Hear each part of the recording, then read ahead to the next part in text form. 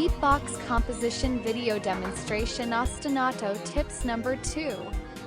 In this video demonstration, we will compose a loop in Beepbox and arrange it into a full song. Number 1. Create a different ostinato pattern on each pattern block number.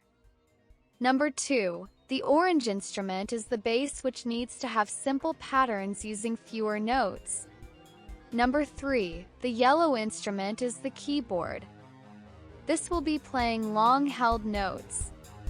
We are also going to glide from one chord to another in Beepbox. Each chord has between 3 to 5 notes per chord.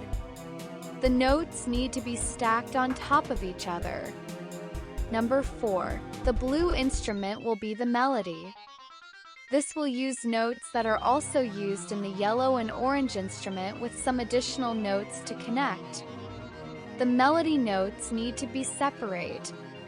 If you can have stacked notes, then it will clash with the yellow chords. Number 5. Try using very short rhythms and creating patterns that are based on the yellow chords.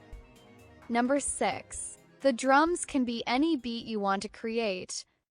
The one in the song was created for this beat specifically, but you can adjust the drum patterns and the tempo to suit your taste.